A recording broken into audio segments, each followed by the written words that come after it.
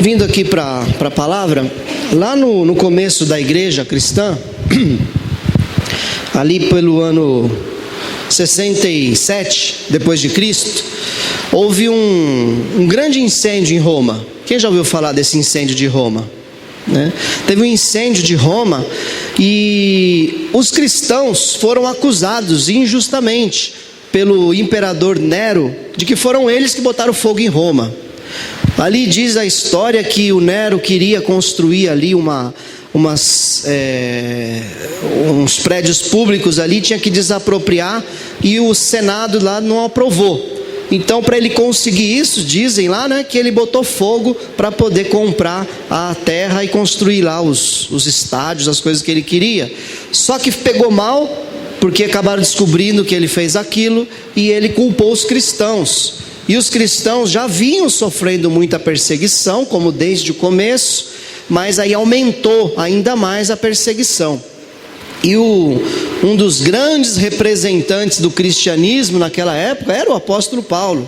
Ele que realmente viajou por todas aquelas cidades pregando a sã doutrina. Sabe o que é sã doutrina? É o evangelho. Pregando o evangelho de Jesus e trazendo muita salvação naquelas cidades, e graças aos apóstolos dedicados aos mártires, o evangelho chegou até nós nos dias de hoje. Deus foi com eles, mas aumentou demais a perseguição. E é interessante que um historiador chamado Tácito, ele escreveu, ele não era judeu e nem cristão, ele escreveu e citou ali, que aquilo que Nero estava fazendo era uma mentira. Ele não gostava do Nero, e ele falou que era uma mentira, mas ele também não gostava dos cristãos. Ele falou que os cristãos eram uma superstição, malévola, uma superstição perversa, fonte do mal, ou então horrenda e vergonhosa. É o que ele escreveu lá na carta dele. Mas ele não atribuiu aos cristãos aquele incêndio, obviamente, que os cristãos não iam fazer aquilo. E aqui a gente tem a primeira citação dos cristãos em livros seculares. Lá no comecinho já da era cristã, a gente vê ali o registro. Então, tudo que a gente vê aí falando a respeito da perseguição, das lutas que os nossos irmãos passaram, não é história contada para fortalecer a nossa fé. Não, isso é verdade, isso realmente aconteceu. E aí aquelas pessoas que dizem que Jesus não ressuscitou, dizem que isso é uma mentira, dizem que é mais uma religião fabricada, eu queria saber quem é que ia aceitar ser queimado vivo, aceitar sua família ser morta na arena por uma mentira.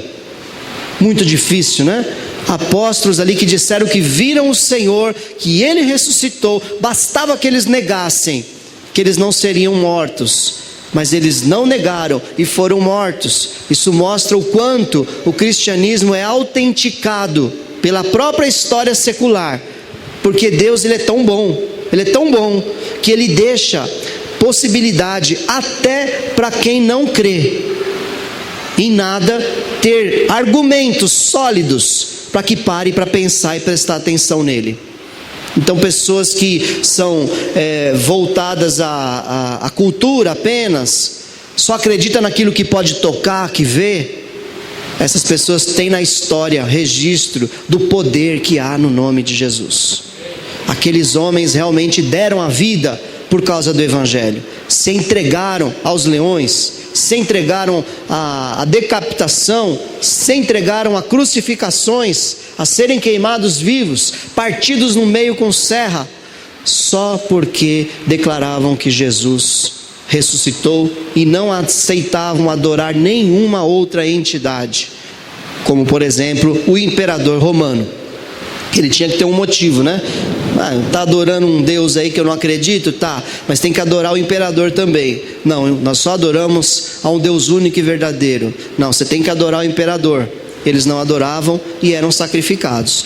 E o cristianismo chegou até hoje. Foi um tempo, esse ano aí de 67, de divisor mesmo de águas, onde muitos ali se revelaram. Muitos se revelaram ali, muitos desistiram e outros se mostraram o quão fortes eram. Era um tempo importante para que as pessoas tivessem experiência realmente com Deus, para que as pessoas elas buscassem relacionamentos saudáveis, porque a igreja estava, é impressionante, irmãos, desde o começo, o que mais o inimigo fez foi contaminar a igreja. Sabe por que ele contamina a igreja? Porque ele sabe que ele não pode vencer a igreja. As portas do inferno não prevalecerão contra a igreja, foi Jesus que disse. Então ele não consegue vencer. Então o que ele faz? Ele infiltra, ele abate um aqui, desanima outro ali. Essa é a estratégia do inimigo: desanimar as pessoas e colocar hereges no meio da igreja para trazer doutrinas corrompidas e a igreja se enfraquecer. É como uma guerra biológica que eles pegavam pessoas ali doentes e colocavam na catapulta, que morriam de doenças terríveis, na catapulta, e jogava dentro da cidade fechada de muros para que a cidade ficasse doente. Era um muro muito forte, então não tinha como vencer o muro. Então eles jogavam doença lá dentro para a cidade ficar fraca e eles conseguirem vencer. A estratégia do inimigo sempre foi essa, de trazer enfraquecimento. Então foi um tempo onde eles precisavam denunciar pecado cada dia mais. Foi um tempo em que eles precisavam se fortalecer nos seus relacionamentos saudáveis, porque um ajuda o outro. É tão importante essa questão de carregar o fardo.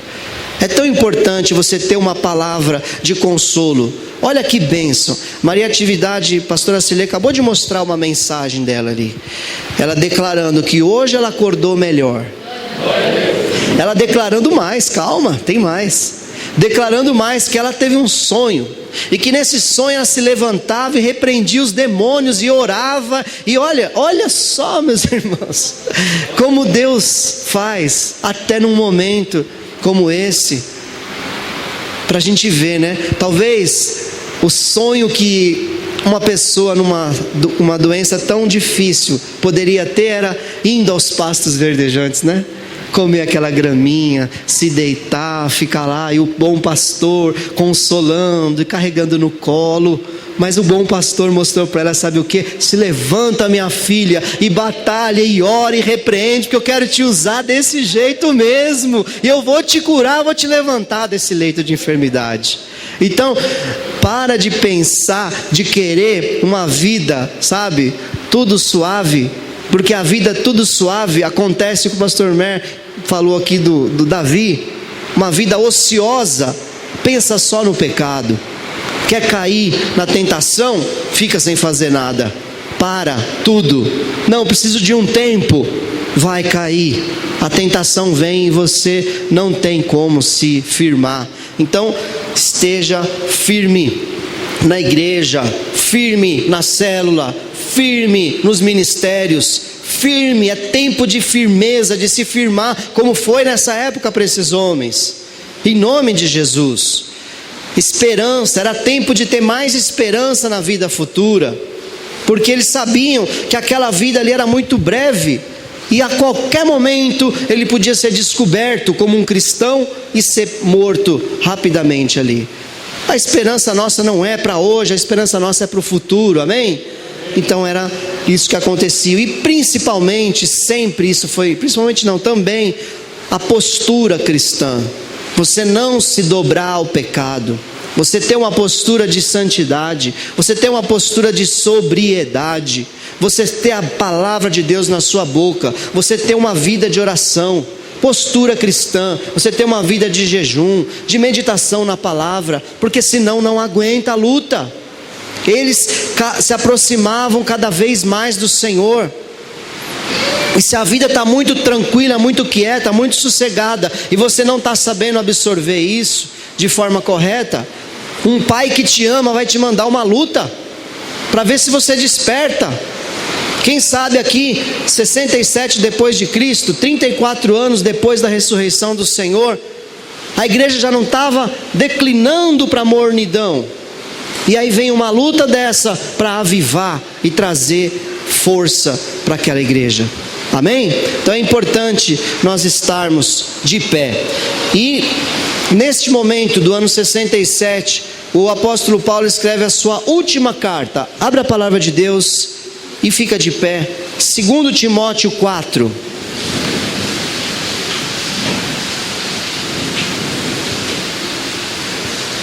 Enquanto vocês abrem, quem nos visita pela primeira vez hoje? Primeira vez? Qual é o seu nome?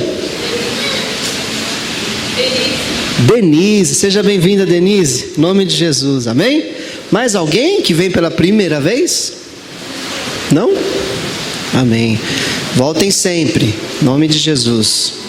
2 de Timóteo 4, no versículo 9, a seguir, diz assim, uma carta do apóstolo no fim da sua vida.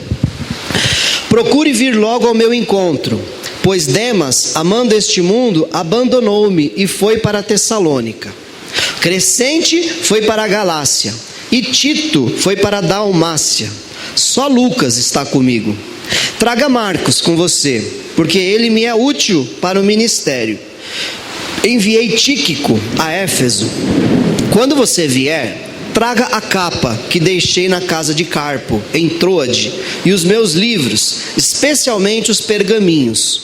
Alexandre, o ferreiro, causou-me muitos males. O Senhor lhe dará a retribuição pelo que fez. Previna-se contra ele, porque se opôs fortemente às nossas palavras. Na minha primeira defesa, ninguém apareceu para me apoiar, todos me abandonaram. Que isso não lhe seja cobrado. Mas o Senhor permaneceu ao meu lado e me deu forças, para que por mim a mensagem fosse plenamente proclamada e todos os gentios a ouvissem. E eu fui libertado da boca do leão. O Senhor me livrará de toda obra maligna e me levará a salvo para o seu reino celestial. A ele seja a glória para todos sempre. Amém. Pode sentar. Esse homem estava na fila da decapitação. Qual seria a sua carta? Como você escreveria uma carta na fila da decapitação? Cortar o seu pescoço na espada. Uau! Como seria, né, a nossa postura? Essas cartas, a primeira de Timóteo, a segunda de Timóteo, a carta de Tito, são cartas bem instrutivas para nós, instrui bastante, nos ensina muito como ser um servo na terra.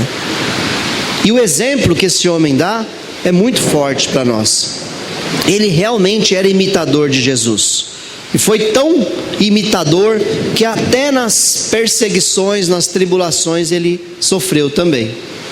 Teve muitas coisas que ele passou. Mas eu não encontro nas palavras desse homem palavras de derrota, palavras de medo. O medo é bom, não entende errado. O medo é importante, ele teve medo. Ele fala aqui na carta de Timóteo que ele teve receio quando ele veio de outras cidades, porque a perseguição era muito forte, e pessoalmente, nele, na pessoa dele, o Império Romano encontrou alguém como bode expiatório, vamos dizer assim, alguém para botar medo no restante dos cristãos, para que calasse a boca dos cristãos. Mas você não encontra derrota na boca deste homem. Ele o tempo todo estimula, levanta. Olha, quando ele escreve aos filipenses, dentro de uma prisão romana também, em outra época, ele fala: regozijai-vos, outra vez vos digo, regozijai-vos. Dentro de uma prisão ele fala: alegre-se imensamente, alegre-se mais do que o normal. É impressionante a fé que esse homem tinha, como ele declarava Deus através da sua postura, um Deus vencedor, um Deus que veio realmente para nos livrar desse mundo. Esse mundo não tem poder sobre a igreja do Senhor, amém? Mas nós precisamos, como a intercessora Irenilda falou outro dia lá na comunidade, nós muitas vezes falamos uma verdade, mas vivemos uma mentira. Entendeu? Muitas vezes falamos uma verdade, mas vivemos uma mentira. E nós temos que viver a verdade da palavra do Senhor. E a verdade da palavra do Senhor é fé, é dedicação, é esperar no Senhor a vida futura. E o que acontece aqui é passageiro. E nós não vamos nos abalar pelas coisas que acontecem aqui, que vão tentar nos paralisar sempre. Eu não encontro nas palavras deste homem derrota. O que ele está fazendo aqui para Timóteo é uma denúncia. Ele está denunciando pessoas que não suportaram, não se apegaram ao Senhor e não suportaram a perseguição. Pessoas que acharam mais fácil ir para o mundo. E ele denuncia aqui.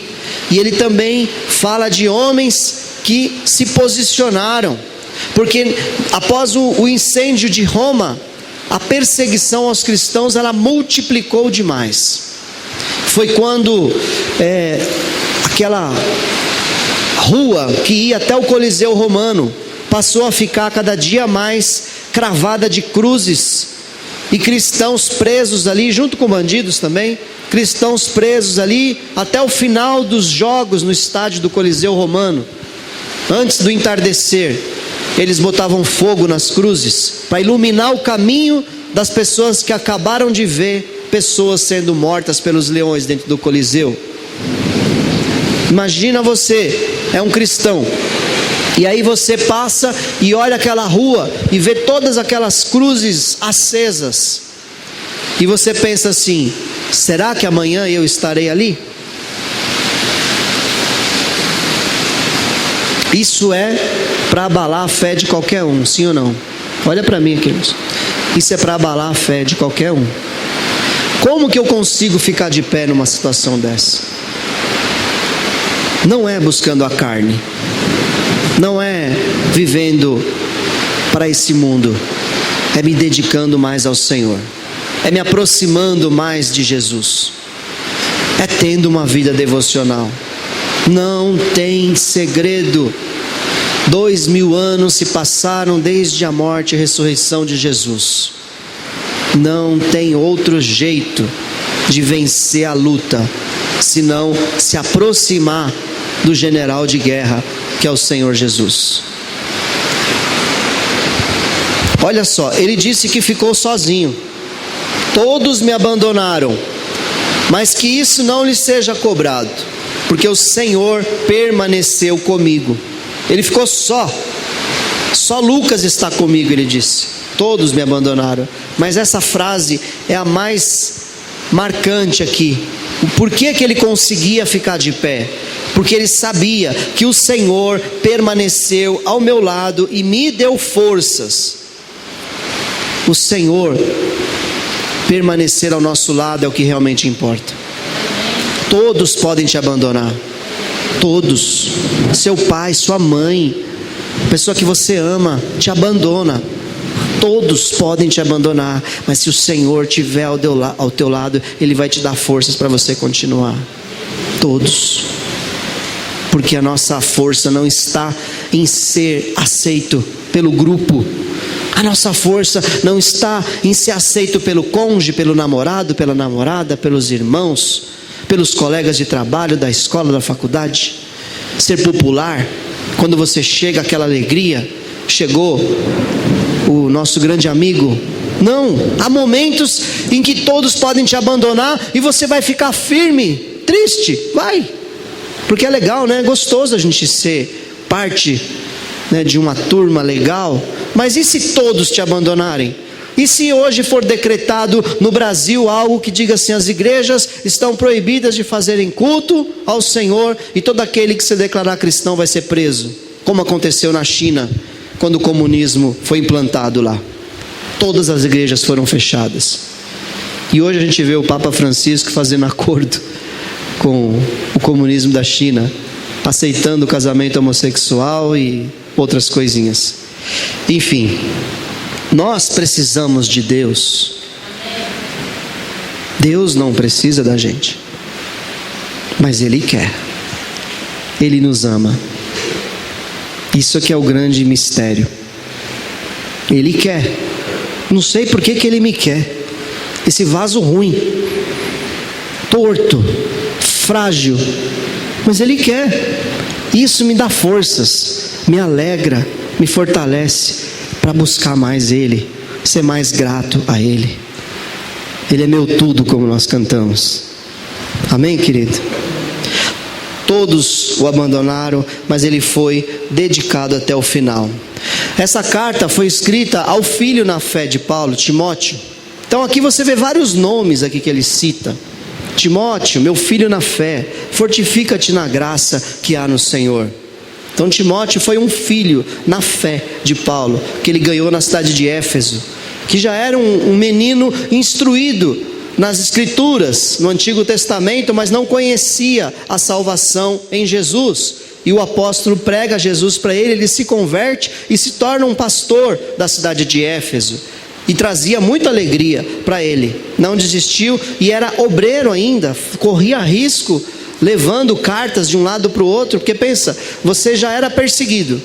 Então, só olhando para você não dava para diferenciar nada. Mas aí achava-se um pergaminho com uma carta escrita de um apóstolo para entregar numa igreja falando ali do evangelho. Pronto, você estava com a prova do, aspas, crime ali. E você seria preso. E ele não tinha medo, ele levava, ele buscava, ele fazia isso. Então ele foi filho na fé, firme e fiel até o final.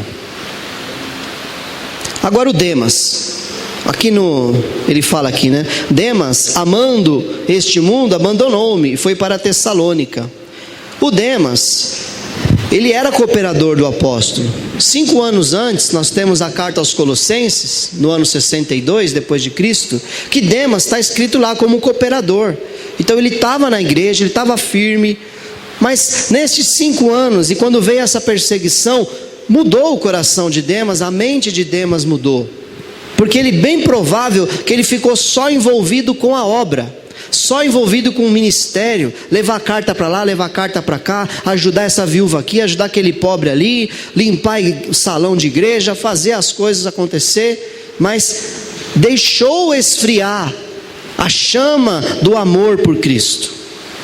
E o que aconteceu? Quando veio essa luta, 5 anos depois, ele preferiu a vida mais fácil.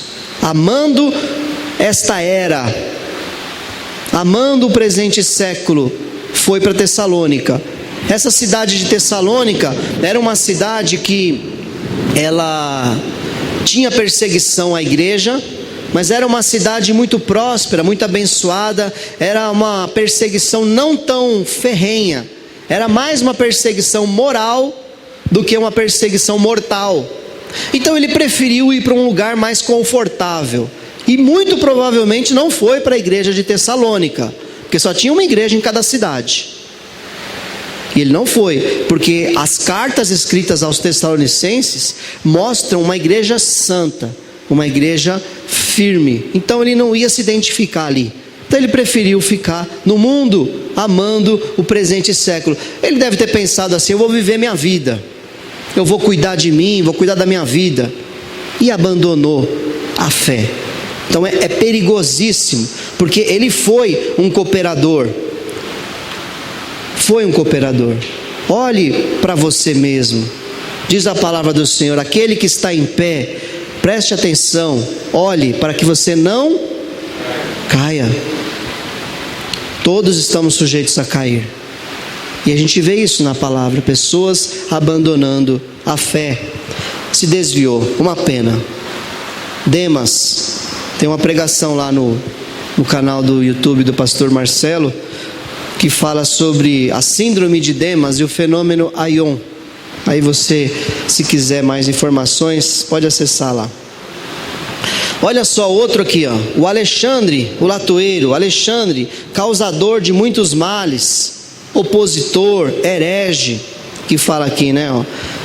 No versículo 14: Alexandre o ferreiro causou-me muitos males, o Senhor lhe dará a retribuição pelo que fez. Qual que era o grande problema de Alexandre? Alexandre não saía da igreja, Alexandre permanecia dentro da igreja, só que ele pregava heresia. Você vê na primeira carta, ele junto com outro lá, pregava que Jesus já tinha, que a ressurreição já tinha acontecido. Ou seja, que a igreja já tinha sido arrebatada e todo mundo ficou. Ele pregava isso, que não tinha mais esperança, que acabou a esperança. Então, ele causou muitos males, porque ele era um opositor à mensagem do evangelho genuíno do apóstolo Paulo.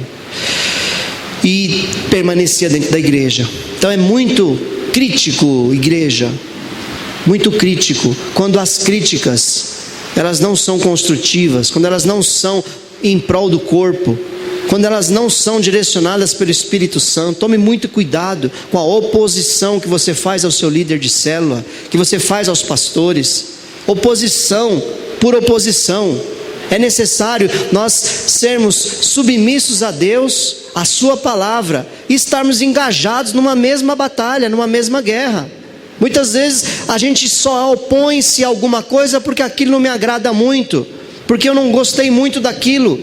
Mas é pecado? É heresia? Então, gente, vamos caminhar para a mesma direção.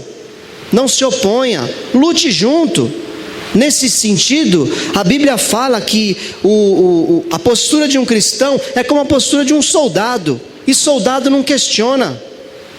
Soldado só não faz contra a própria vida, é lógico. E a mesma coisa nós aqui. Nós não vamos fazer contra a nossa própria vida se um líder está mandando você pecar. Mas é necessário que aquele que se diz um soldado de Cristo se desembarace das coisas dessa vida e seja obediente ao general, seja obediente a Cristo, seja obediente à palavra, seja obediente aos seus pastores e aos seus líderes, que zelam pela sua alma, porque vão dar conta dela lá naquele grande dia.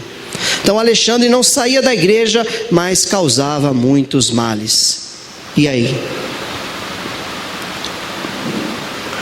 Já tem dois aqui, ó, o Crescente e o Tito.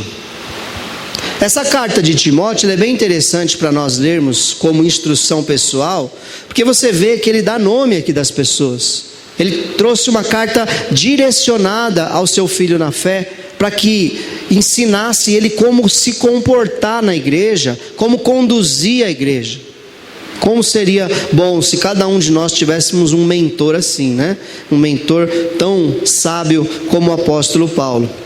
Mas nós temos a Bíblia para nos orientar. E aqui fala que Crescente foi para a Galácia e Tito para a Dalmácia. Não está falando nada contra eles aqui. Muito pelo contrário, fala: todos me abandonaram, mas que isso não seja cobrado deles de forma alguma. Tem hora que é momento de sair de cena. Tem hora que a gente sai de cena. Você não está suportando aquela batalha, aquela situação, dá uma recuada. É sabedoria também. Dá uma recuada, não desistir, mas dar uma recuada. Não está suportando a carga, está precisando de ajuda. É tempo de você pedir ajuda ao invés de você ajudar. E é para isso que serve o corpo de Cristo. Por isso nós estamos aqui. Da mesma forma que houve lá a fartura da igreja dos Coríntios, que mandaram para Macedônia para poder haver equilíbrio, e quando lá tivesse muito, mandasse para cá para haver equilíbrio, também na luta. Tem hora que eu estou na luta e eu preciso de você, tem hora que você está na luta que você precisa de mim, e é momento da gente recuar e se abraçar, em nome de Jesus, tá bom? Recuar não está errado, errado está se desviar. Errado é você começar a ficar amargurado, começar a ficar sobrecarregado e começar a falar mal, e começar a criticar, e começar a ser usado pelo inimigo, como Alexandre.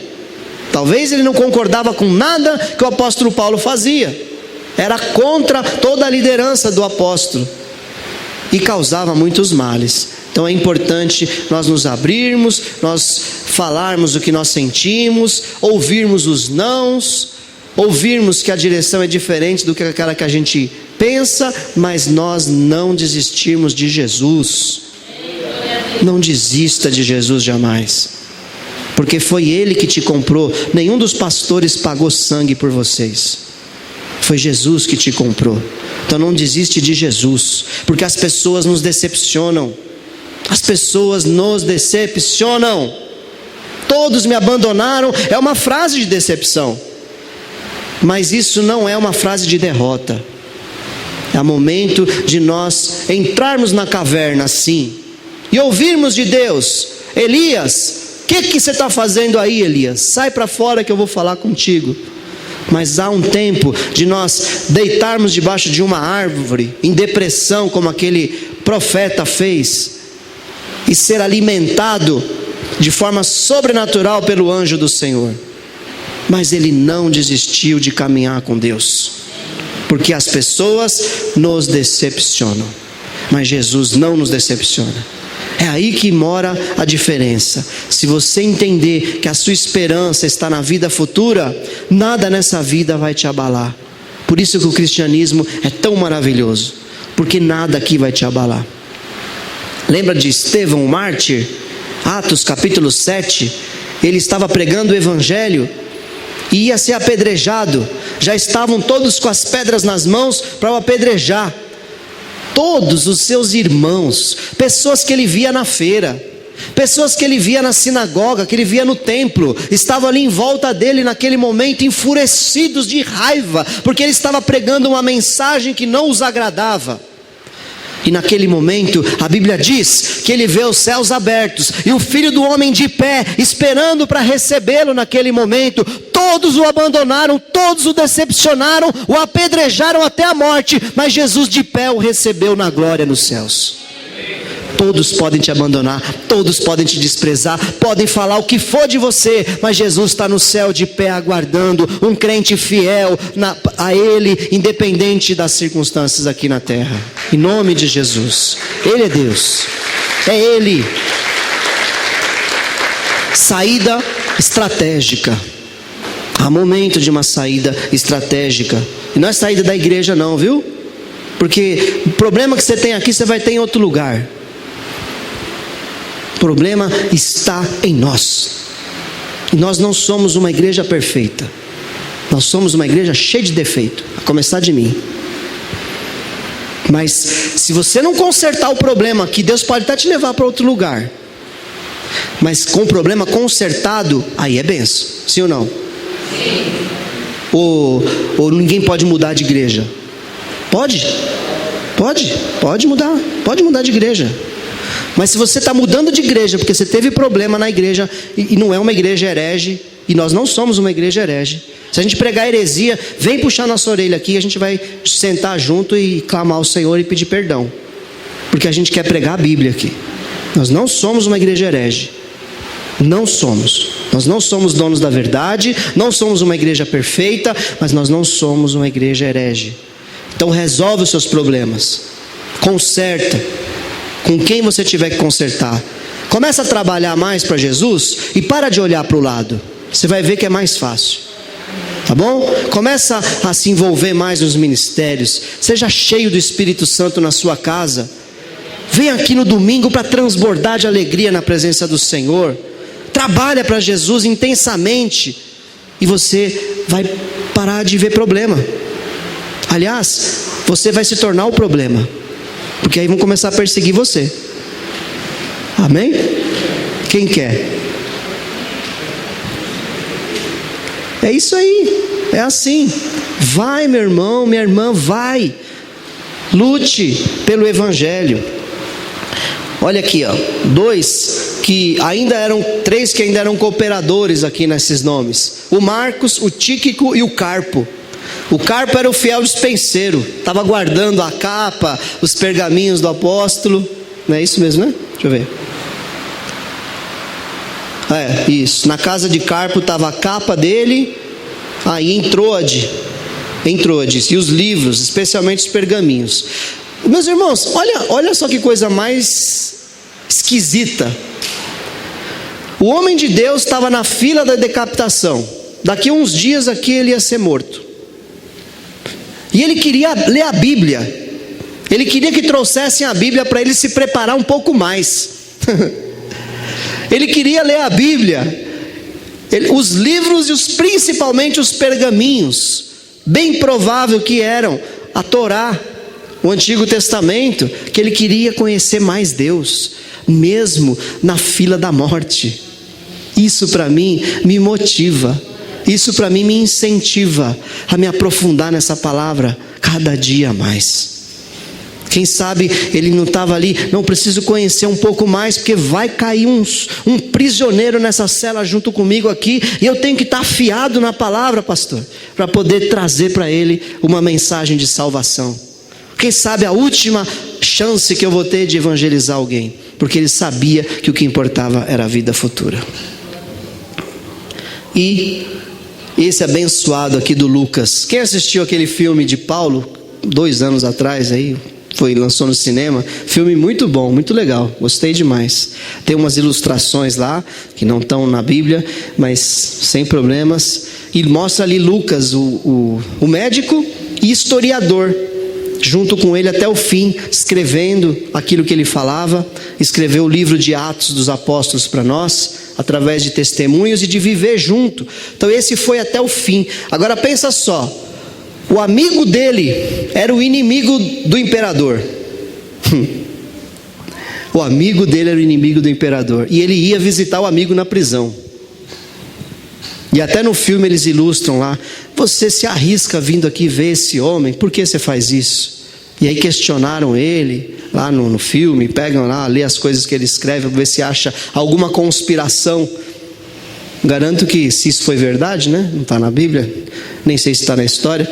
O homem que leu ali as cartas dele pode até ter se convertido. Por quê? Esses homens, eles entendiam o reino. E o que eu quero trazer de mensagem para nós, porque eu citei todos estes homens. Existem pessoas que entendem o reino de Deus, e existem pessoas que compreendem a igreja local apenas, CNPJ. Se você entender o que é reino de Deus, se você entender a justiça do reino de Deus, buscar em primeiro lugar o reino de Deus e a sua justiça, a igreja CNPJ nunca vai ser um problema na tua vida.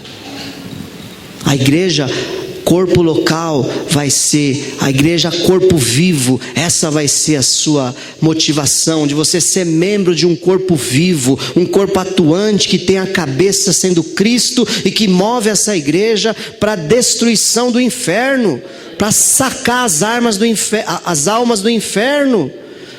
Entender reino, entender que existe um tempo que nós vivemos chamado Aion, que não é esse século 21, mas é desde as eras, essas eras que existem todas. Este tempo, diz a Bíblia, que este mundo, este Aion, este século está posto no maligno, está deformado, deturpado, mas Deus tem um plano de restauração de tudo isso. Deus tem um projeto maravilhoso para cada um de nós, mas se nós estivermos envolvidos neste tempo, fazendo só as coisas deste tempo, nos envolvendo só com as coisas deste tempo, você não está olhando para a vida futura. E estes homens entendiam isso. Outros não entenderam, como Demas, que amando o presente século se desviou, como Alexandre Latoeiro, que não saía da igreja CNPJ, porque ele não estava no reino de Deus, não saía do CNPJ, mas era um opositor, uma pessoa que atrapalhava o crescimento do reino de Deus.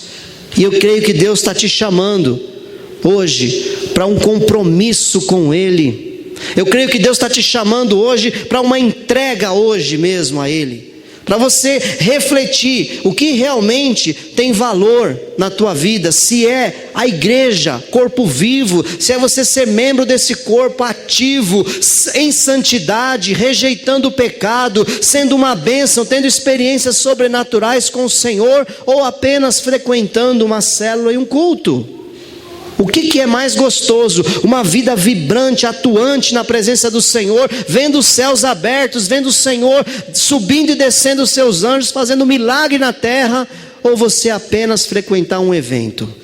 O Senhor tem para nós os céus abertos. O Senhor tem para nós. Qual é o seu estado hoje? Mais para Demas ou mais para Lucas?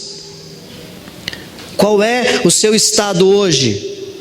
Crescente e Tito, que estão precisando dar uma recuada? Amém.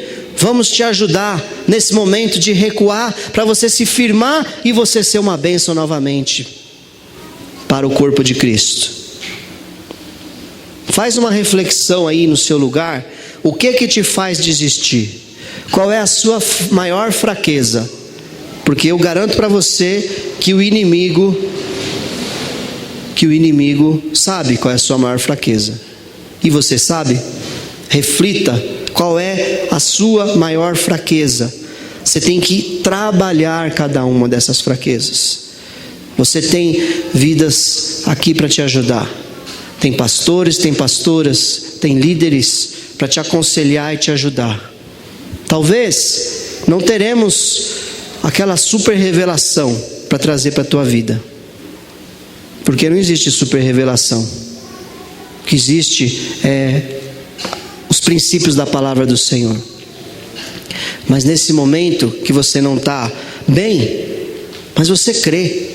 Nesse momento que você não está firme, mas você sabe que a vida futura é o que mais importa.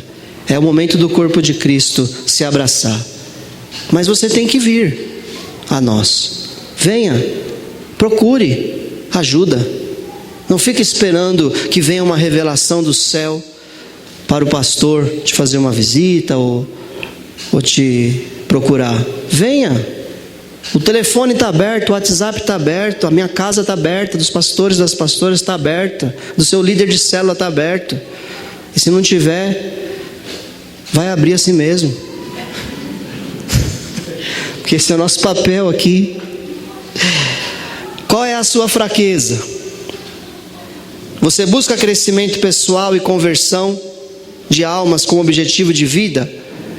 Ou apenas as coisas dessa vida? É genérico isso daqui porque é genérico mesmo. Você precisa e eu preciso buscar as coisas espirituais. O que é buscar coisas espirituais? É você ter vida com Deus. É você ter oração, você ter palavra, você se envolver nos ministérios, você entender aonde Deus quer te usar na igreja dele. Talvez não seja aqui dentro, talvez Deus quer te usar como missionário em outro lugar, quer te mandar lá para a Amazônia, para o Nordeste, para a África, para a Ásia. Não importa, o que eu preciso e você precisa é buscar propósito de vida. Qual o seu propósito? Por que você está aqui? Nosso coração, meu, da minha esposa, arde por crianças menos favorecidas, sempre ardeu. Desde que nós nos convertemos, eu estou dentro de favela. E aquilo me motiva, aquilo me dá gás, aquilo me dá ânimo. Já chegamos a carregar 50 crianças pela mãozinha e colocar assim num lugar que era uma garagem e ministrar o evangelho. E hoje eu encontro um ou outro aqui servindo ao Senhor. Eu tenho certeza que eu plantei, outro regou, Deus deu crescimento e estão aí servindo ao Senhor. Mas é propósito. Não quero ser popstar, megastar, nada disso. Eu quero pregar o evangelho para os menos favorecidos. É isso que Deus me chamou. E qual o seu chamado? Faça. Busque em Deus qual é o seu chamado. Em nome de Jesus, você vai entender o que é o reino de Deus quando você estiver vivendo o propósito. Propósito.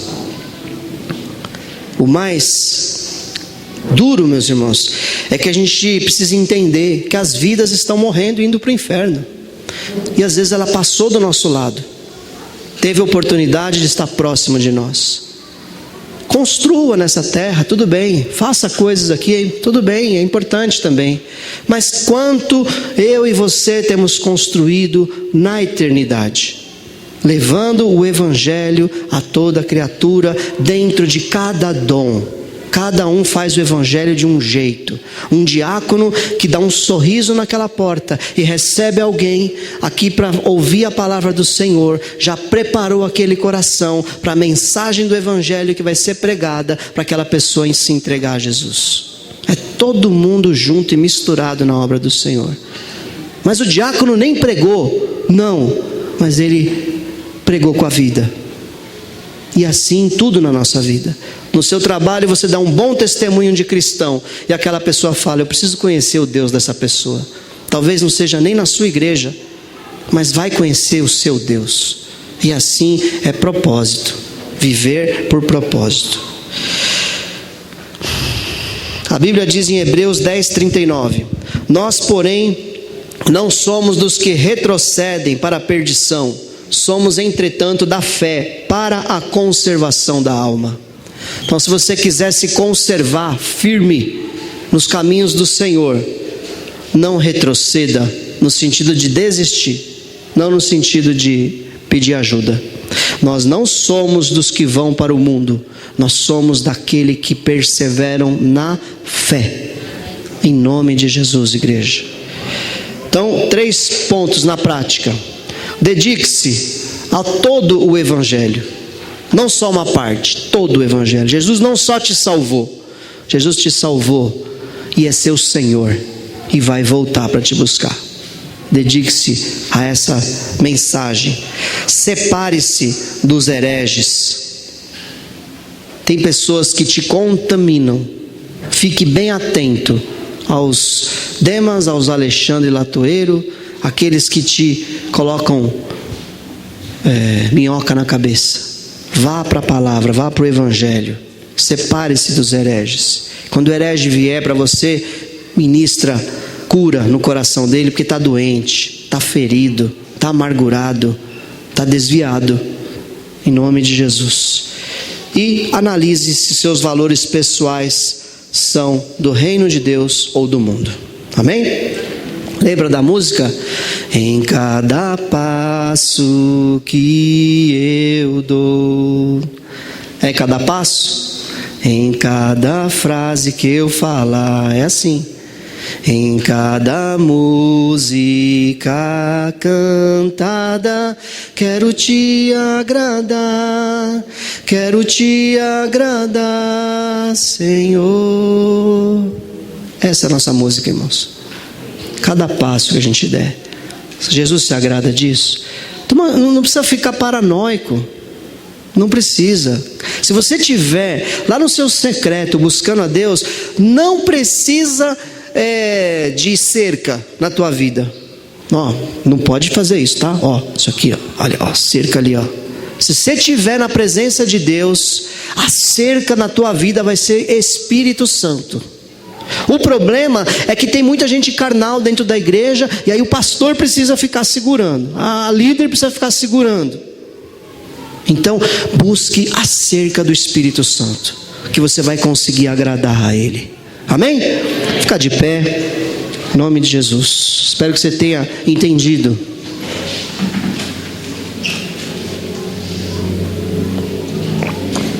Quer uma recomendação de leitura? Segunda carta de Timóteo, primeira e segunda carta de Timóteo inteirinha, pequenininho demais. Leia, releia.